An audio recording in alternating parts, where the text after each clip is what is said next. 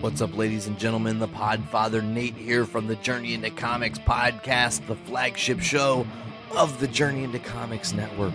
I just want to make sure you guys know you can tune in every single Monday for a brand new episode of our show, where if it's comic book related, we've got you covered. The following is a Journey into Comics network production. I'm a dude who likes brews. It's time for Brews with Dudes.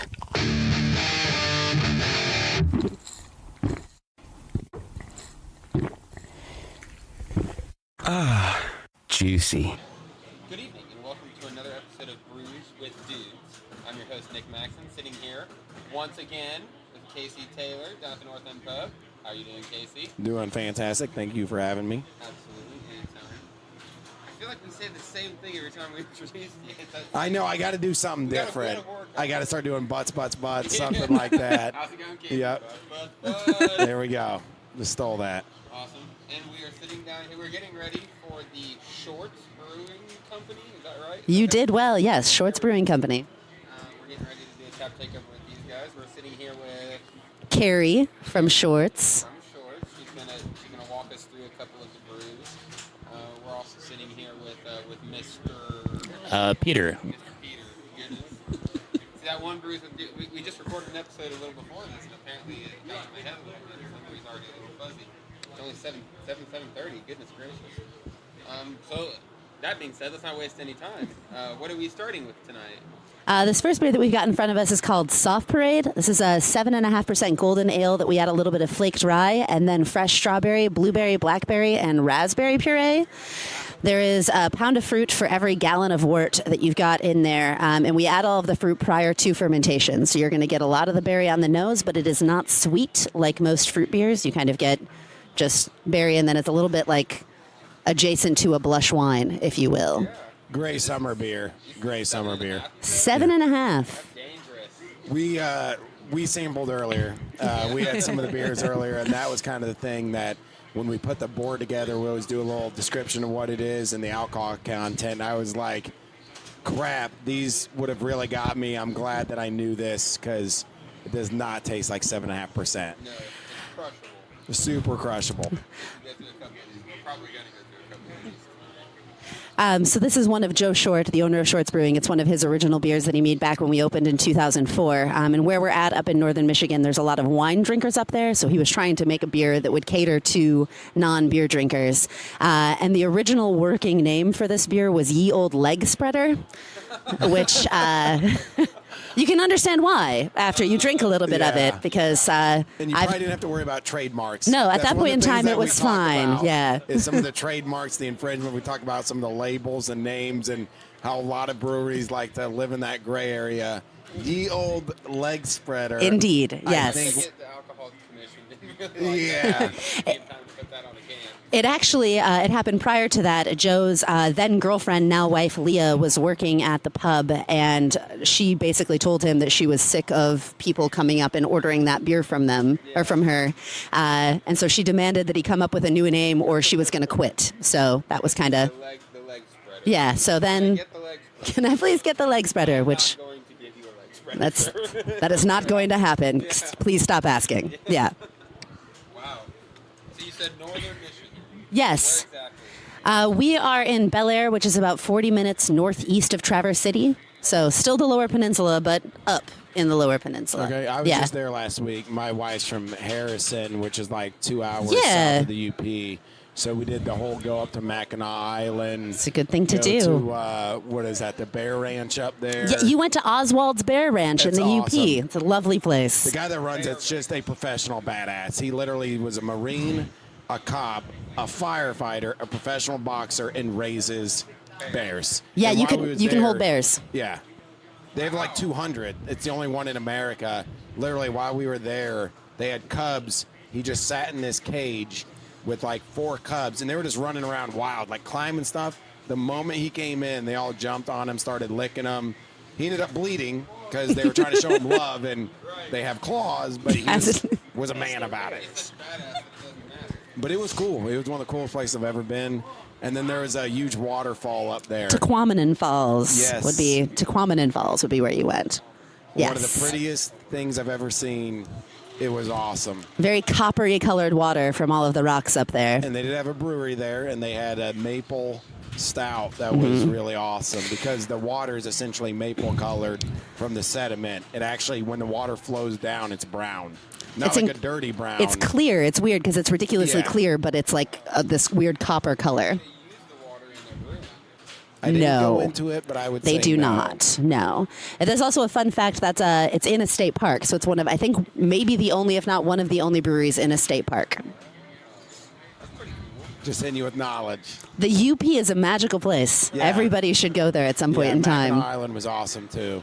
I haven't quite made it that far. I think I've only made it as far as, what is it? Grand Rapids? Grand Rapids. That's probably it. Yep. That was another. Mackinac Island is actually a state park. Mm-hmm. The people, they have these $1 to $6 million homes on it, and they actually only own the home. They Mm-hmm. don't own the land it's on. The state does. So if your house burns down, you have to have one wall to rebuild it. If there's not, tough break. Learned that. Take your insurance St- money, yeah, get out of and here. get See ya. out. There's also no cars on Mackinac Island. Nope, it's all no horses and motorized bikes. vehicles on Mackinac And Island. walking. You have to take a ferry. Never rode a horse. Yeah, I was out on that. I took a carriage. Yeah, Horses are horrifying. like the chafing aspect. Well, I mean, they're just huge, and I don't want to make them mad because I'm going to lose against the horse every time. Yes, yes. Who the hell So, do you think you are, King of Humans? yes, that's how I feel. That's fair. And then my niece, who's 15, 5 foot, and 110 pounds, is like a state champion barrel racer, jumps them, is on them all the time. Yeah, and I'm like 6'3", 220, and I'm out. I'm out. I don't No. think so. I don't think so. So what's this next beer we got? So this next one is just kind of a nice variation on what you just drank. We make this only in the summertime. It's called Soft Parade Shandy. So we basically take that same beer you just had, make our own lemonade in-house, and then blend that in prior to packaging. Takes it down to about 4.2%. So we all realize we want stuff that we can drink on a boat, or at a campground, or anything along those lines. Yeah, that's what I really like about the variants in the soft parade and the shandy. The soft parade has that crushable, awesome taste, 7.5%. Your ass after a couple Yes, Exactly. Completely, you will lose to.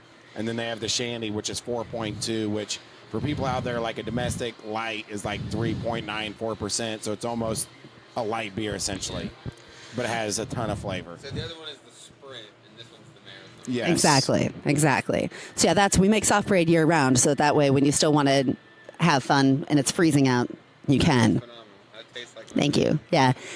You can really tell that it's the homemade lemonade in there. There's no high fructose corn syrup or anything along those lines. And I think that makes a big difference in there.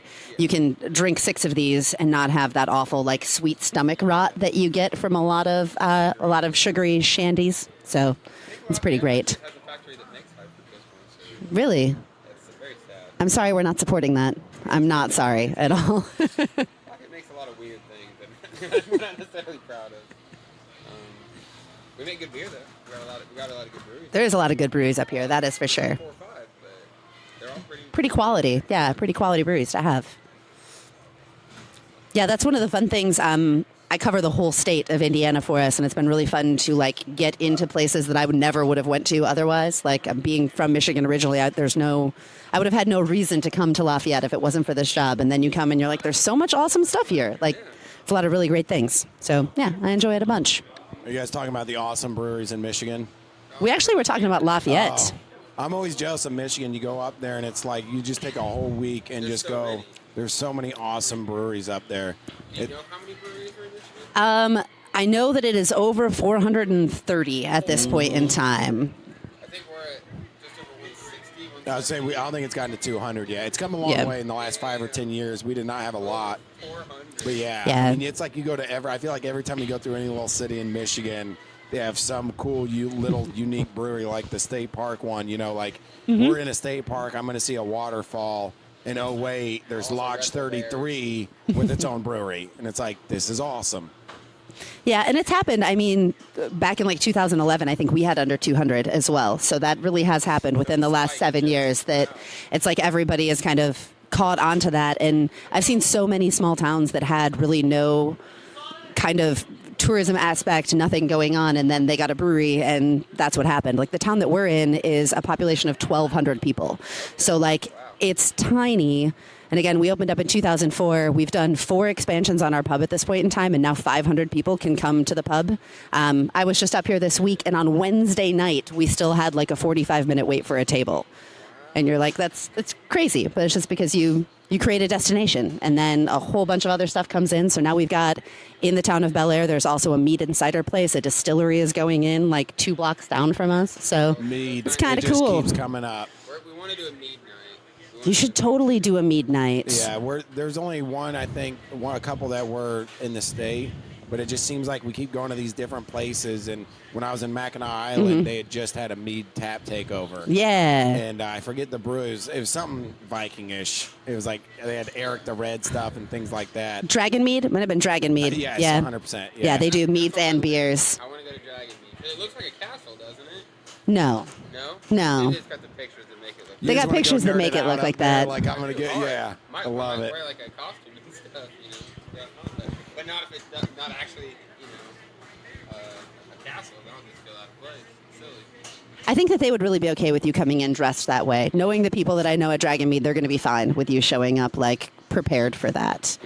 Yeah. But that's one of the fun things that we talk about is every time we talk to a different brewery, the craft beer scene, everyone's cool with everyone. You don't hear anyone say bad things about other one to promote themselves. It's always like, hey, if you're into this, go try this place out, figure out your own beer journey, what you like, check out this brewery, check out this brewery. And ultimately, it is really best for everyone to get people out of just the mindset of what they deem a beer is to go try out these different places. And like you said, it's a destination. You go to a new city, see what they have, and then go get you a beer and check it out. That you might not have been to otherwise. Exactly. Yeah, it creates this whole kind of great environment for it. And, you know, we at this point in time are still clawing at market share against domestic beer. So there's no reason to be worried about the competition amongst the craft market when you have so much room to grow, to take from the big guys, essentially. So it works out well. Into it, just want to drink new things. That's very true. It's like, yeah, I've tasted something like this before, but I've not tried this one.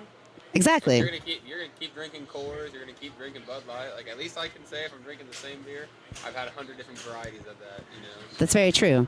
Which that's a good segue with the next beer that we're going to drink. Because this looks a little different than the ones that we've been drinking. Yeah. So this is Huma Lupalicious. This is our flagship IPA. So yeah, again, that thing where you've probably had a lot of IPAs, but you might not have had this one. So this is a 7.7%. 96 IBUs, primarily dry hopped with Columbus hops in there, and then we use a little bit of hop resin as well. It's, Columbus, Cascade, Chinook, Palisade, and not Citra. It's the other C one. I always do this. Yes, thank you. I always miss one of them, and it's never the same one. Like you get going through it, and I can't keep track. Yeah, so I always describe this as a very traditional, like Midwest IPA. If you think the realm of Centennial from Founders or Two Hearted from Bell's, it's going to fit in that same vein.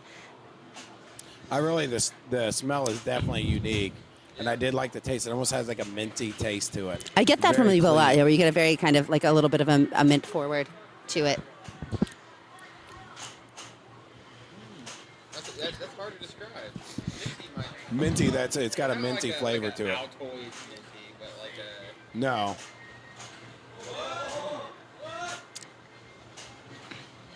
Very natural. You know, BrewLink has the double mint Oreo. It almost has that kind of mint kick to it.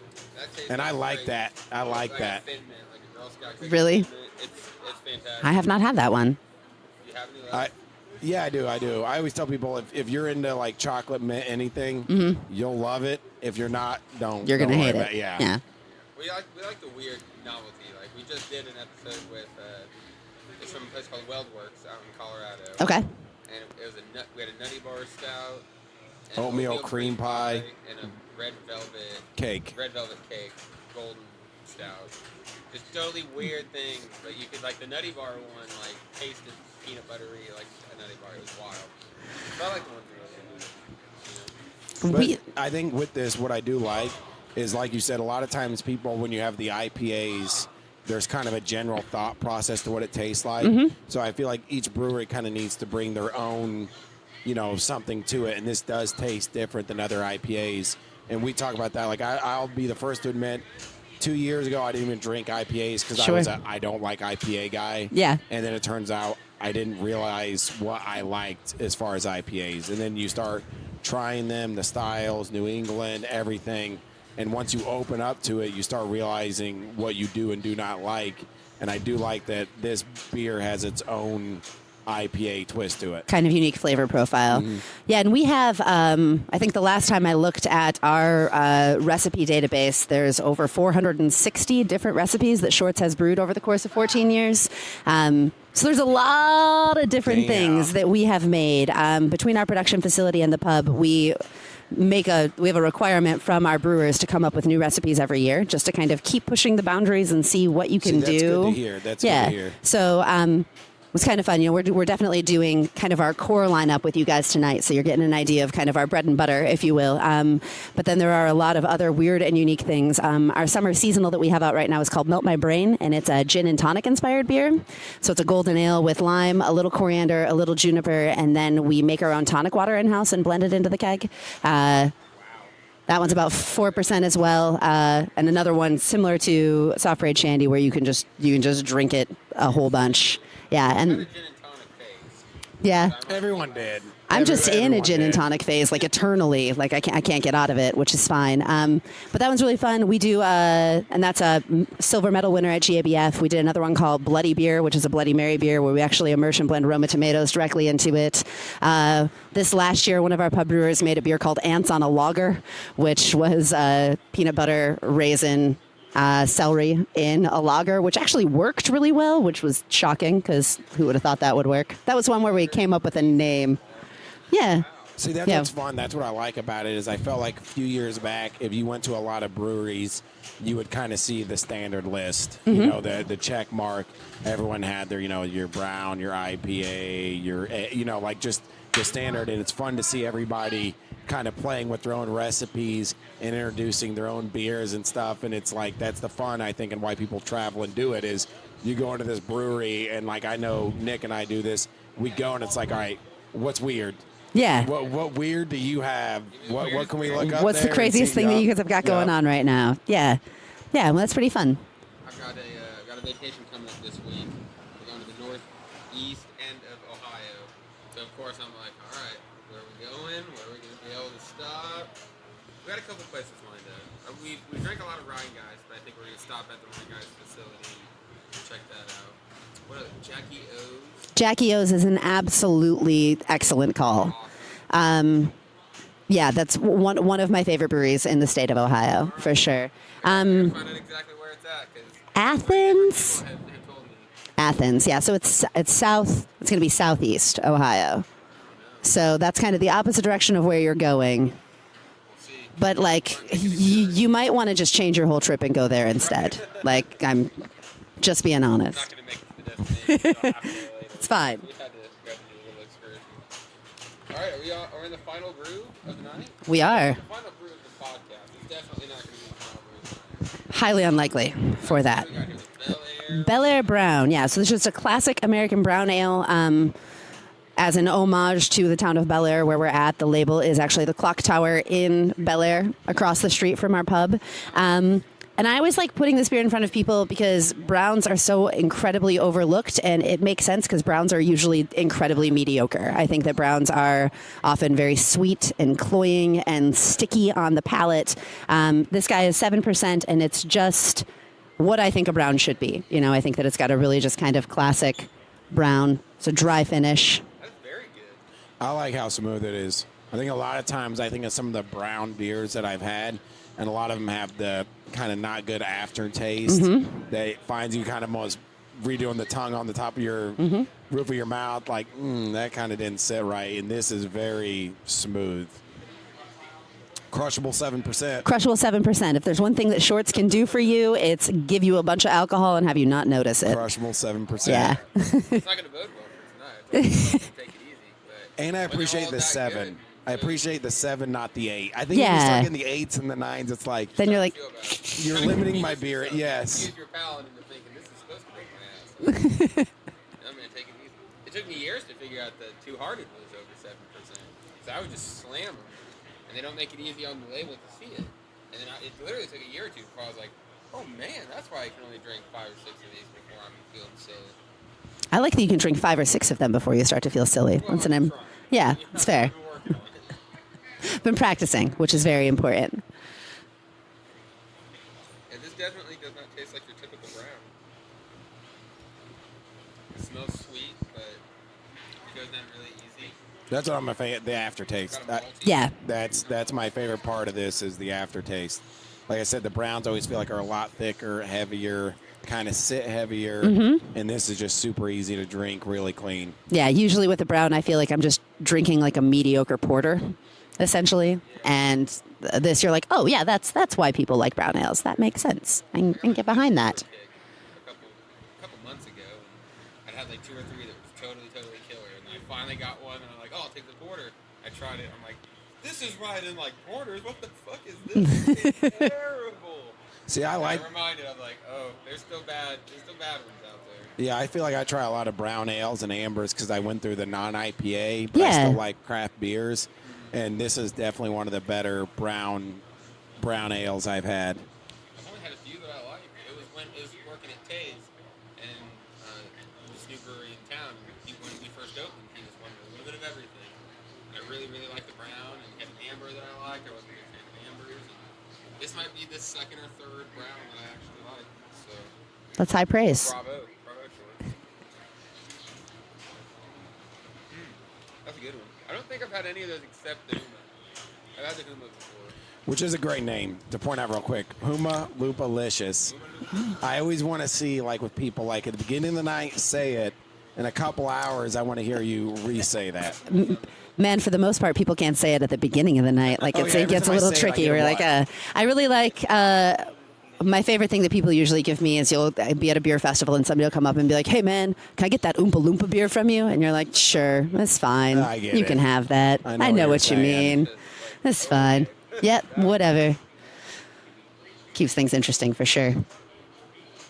Yeah, we do. Huma is Joe Short's favorite beer. Like that's his favorite thing that we make, and one of his originals. So it's kind of his baby. And so we do this thing called Huma Hump Day, and every Wednesday, Joe or somebody else at Short's or really anybody in the world does something ridiculously cool and then drinks a Huma at the end of it. So Joe has like done 100 skis on a water skiing slaloms and then drank a Huma afterwards, or like dove down into a frozen lake to fetch a Huma out of the bottom of it, or just ridiculous stuff like that. It's just really fun. Yeah, You got to do something cool on Wednesday and then drink a Huma. It's important. Yeah, can you give us a little more background on Shorts? Yeah, You've thrown absolutely. some Jeff stories out there. It sounds pretty interesting. Yeah. So Joe. Did I say Jeff? Joe. That's all right. I got That's you. my bad. That's all right. It's a J name. You were close enough. So Huma, Joe Huma. started brewing when he was 19. He went to Western Michigan University. He's 39 at this point in time right now. And he wanted to make beer because he's a touch awkward. And he was like, if I make beer, then people will think I'm cool. And he also put together that you can go to a brewery supply store and buy everything that you need to make beer without being 21. So it was just kind of industrious in that way. So he started brewing when he was 19 because you can. Yeah, you don't get carded if you go to buy the ingredients to make beer. Wow. Yeah. Smart guy. Smart guy. Really short. He's clever. So he started brewing. He was actually going to school for woodworking and kind of kept at that for a little bit. He ended up dropping out of school when he was 21 on the recommendation of one of his professors because he kept bringing his professor samples of the beer he had made. And his professor was like, "You're really good at this and it feels like it's what you want to do. So maybe you should consider that." So he apprenticed at 3 different breweries in Michigan. All 3 of the breweries that he apprenticed at are now shut down, which... 2 of them, like, he left because they shut down, so it was kind of part of his trajectory to get on to something else. Found out that there was an old warehouse in Bel Air, Michigan, which that's the area of Michigan where he's from, and was just like, screw it, I'm going to put a brewery in there. So he wrote the mission statement when it was 2003, and he would have been 24 at the time when he wrote the mission statement for Shorts. Which when I hired into the company, I read that, I was like, damn, I was not doing anything with my life when I was 24. And he wrote this like majestic thing about who we are and what we're going to do. He then just bought old dairy equipment and started loading it into the brewery, like the warehouse at that point in time, without pulling any permits, had no idea what he actually needed to do to open a brewery. So got stopped by the town and then called one of his best friends from college who was from Britain. His name is Scott, and was like, Scott, I need you to be the business guy behind this. So basically the two of them got together and took care of everything from there. That's kind of the origin of Shorts Brewing. Yeah. What is it, 15 years later now? 14 years later, yeah. We just celebrated 14 years at the end of April. So, yeah, so now we've got a pub with a 7-barrel system, and then we have a production facility about 25 minutes from the brewery, literally across the street from Lake Michigan. It's like one of the best places to have a brewery. You know, you can walk out on your lunch break and go jump in the bay if you want to, which is pretty amazing. Yeah, and that's been cruising since 2008. That's when we opened that up. We're actually doing a massive expansion right now, putting in 3 280-barrel fermenters and then a full, like, grown-up canning line and all kinds of business. So, which I guess that's the other fun fact. We're the 3rd largest brewery in Michigan. So, founders, then Bells, then us for capacity. That's saying a lot. I could have guessed those. Yeah, the first two Yeah, I would have nailed. makes sense, yeah. I would have nailed the first two, but yeah. 400 some breweries. You guys are the 3rd largest. Yes, we are. That's awesome. Yeah, so it's pretty fun for me being a person from Michigan and like taking that to Indiana, because so many people in Indiana are like, who the fuck is Shorts? I have no idea who you guys are or what you're doing. And then being able to be like, actually, we kind of know what we're doing. It's okay. People know us. I mean, that's kind of what Nick and I have been doing, and we've been trying to bring as many new beers to people that are beer drinkers, and doing that and doing these podcasts and doing the tap takeovers. And we go to a lot of the beer releases, like we go down to 450 North in Columbus, and a lot of the beer releases, part of it is we get there 2 hours early. There's a big line, but people love sharing beers. Everyone Absolutely. loves standing in line, talking beer, sharing beers. So it's always part of it is people keep bringing beers over, and you have things like a Shorts where you're like, I did not know what this beer is. This is awesome. I'm going to try to see if I can't, get some of this. And, Sure. And shout out to John Kirby, who's my Cavalier rep. And a total babe. He does a good job of some of these beers that we're talking about, and he knows what we're trying to do, telling us you guys should really do one of these tap takeovers. Well, that's awesome. Yeah, I'm happy to be here. I always like being a part of something where you can tell that the people actually care about what they're doing. It's nice to see. Oh, yeah. We're big beer guys. We started, Casey and I got to know each other booking metal shows down here. Nice. And I've been homebrewing for a couple of years. Now I'm working at a brewery brewing beer. And when we started booking down here primarily, it's like, man, if we're gonna be down here all the time, we're gonna have to start ordering some more beer. So it's been a lot of fun. Just getting all sorts of different stuff. I'm sure people are going to dig the hell out of this stuff. I bet you we're going to slam through those shandies, the Soft Parade and the Soft Parade. Yeah, those aren't going to, yeah. dig that stuff. So. Yeah. Especially in the summer. That's one of the things, like us doing a tap takeover in June. It's always nice to find the breweries that have a couple summer beers. Sure. And the Soft Parade and the Soft Parade shandy just nail that, I Kind of think. no-brainers for that, yeah. Put them together and drink them and then split them together. And Perfect. I'm going to go have some fun with it. It's a good call.